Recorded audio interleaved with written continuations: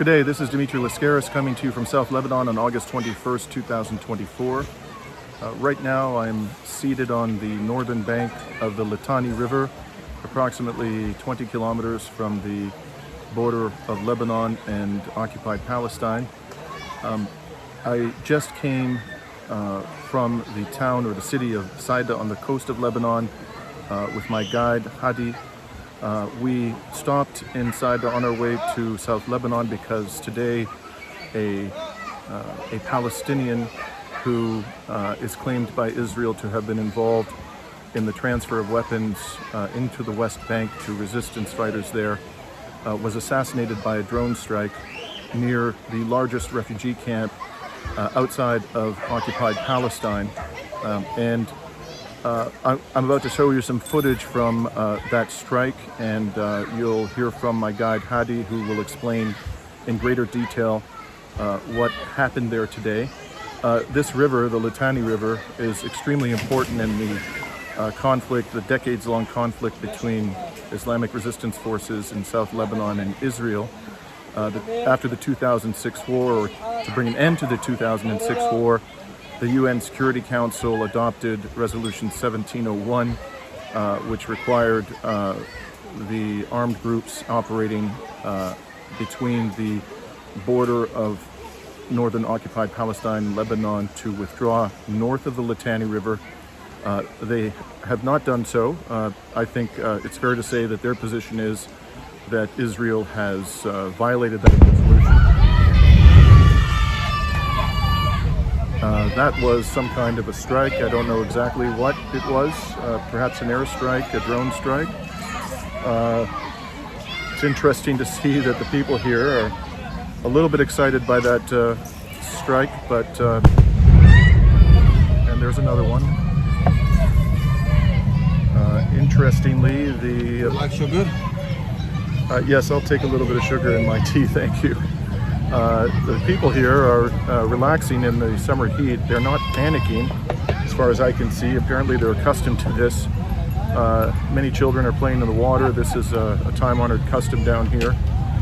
And judging from the sound of that, that sounds like the roar of jet engines, so that may well have been a strike by an Israeli aircraft.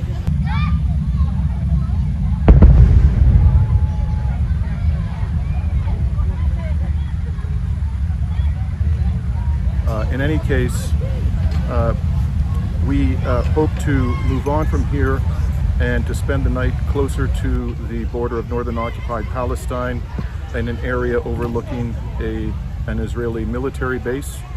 And we will try to document, as I've indicated in a prior report, strikes here that have inflicted damage on civilian infrastructure, caused civilian casualties. That's the primary purpose of my coming down here with my trusted guide. And one of the interesting aspects of this river is that pursuant to Resolution 1701, people are not supposed to cross the river without the consent of the United Nations peacekeeping force operating here, but it's quite apparent that people do cross at will. They are, after all, on their own land. These are Lebanese citizens, and they evidently feel that they shouldn't have to obtain the consent of anyone in order to cross this river. There is a lot of reason to believe that the Israelis would very much like to occupy the area south of this river, and not only occupy it on a temporary basis, but permanently as part of the Greater Israel project. But having spent a considerable amount of time down here, as I have in the past, in the south of Lebanon in the past year and a half, from my non-military perspective, that seems very much like a pipe dream. The idea that the Israelis could occupy this land for any period of time and ultimately exercise permanent control over it. As I've indicated, the people here are quite accustomed to the violence of the Israeli military, and they don't seem interested in going anywhere. So in any event, you're about to hear now from my guide Hadi as we drove through the city of Saida, and we'll have more to report later once we arrive at our destination. For now, I'm signing off. Dimitri Lascaris on August 21st, 2024. So today the Israeli drones attacked a car near it's called the areas of villas, or near the Imam Ali Mosque. You can see it right now. there. Straight ahead. Yeah, it's ahead of us. Yeah. What happened is that the guy named Khalil Maqdah, he's 60 years old, commander in the PLO in Fatah and the Kataib Shuhada Al-Aqsa. He was killed today in an Israeli airstrike here. It was most probably a drone strike, and they killed him, accusing him of being responsible. I don't like to use the word smuggling. You know, it's his land. He's the Palestinian, and the Israelis are the people occupying his land. But he was responsible of getting weapons to the West Bank. This is what the Israelis Which is claim. under international And this law, is, occupied as you territory. see, this is where his car was struck, and this is also the burnt car here. So you see it, the burnt car. Now Yes. we can't stop actually here because We can't stop? we can't stop because we have to get permissions. Uh-huh. And And you were saying that we Yes. are just steps away from the largest Palestinian refugee camp outside of Palestine. correct. This is Ain al-Halwi camp. And how many Palestinian refugees live there? About 120,000, 110 or 120,000. So it's like one of the largest Palestinian cities in the world, right? Yeah, it's a very important Palestinian camp. And the last time when I was with our friend, our mutual friend, Leith, he told me that Canada accepted like thousands of refugees from this camp in the 2000s, early 2000s, where later on they discovered that an NGO was responsible of evacuating the camp by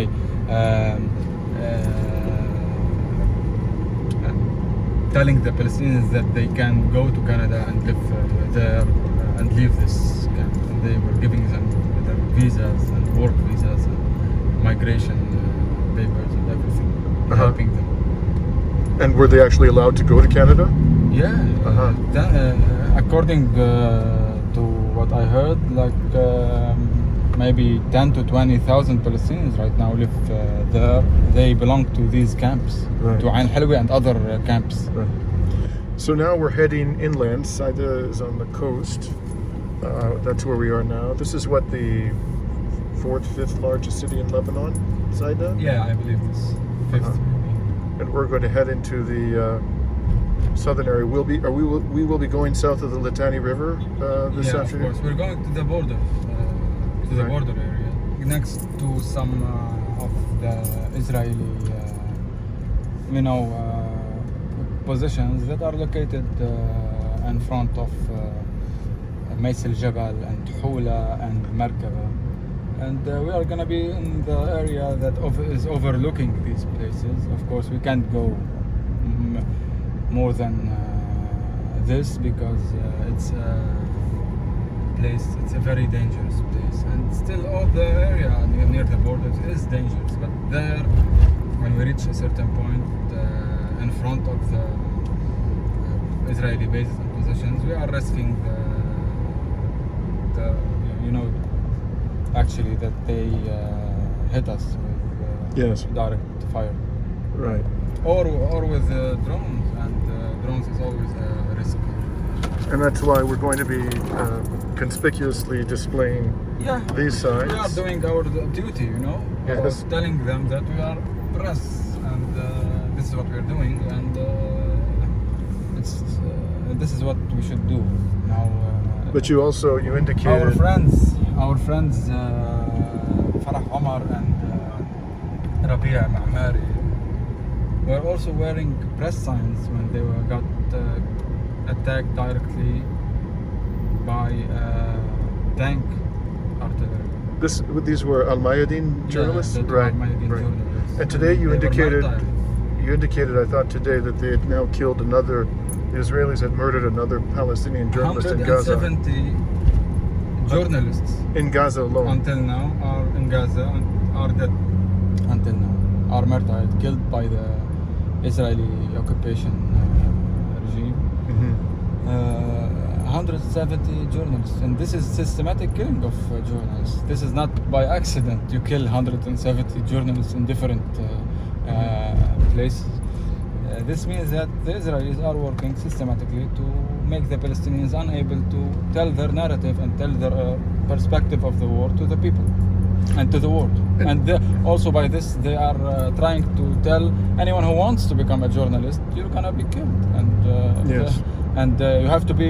And your family as well. They've been killing families of journalists. Of as well. course, Yes. some of the journalists, they didn't or they couldn't kill him. Maybe they killed family members. Yeah. And by the way, is that That's that's the top of commander, Martyr Fuad Shukran. anyways, we're now heading inland, I believe, or are we still going down the coast for the moment? We're going to Tyre? Yeah, we're going to inland right now, and we're trying to reach Bint Jubail. So the next big town we're going to come across is Bin Jabal? No, we're going to basically to Ghazi, Nabatiya, and then we'll go to Bint Jubail. Right. Okay. We're signing off for now, and we'll have more to report later on.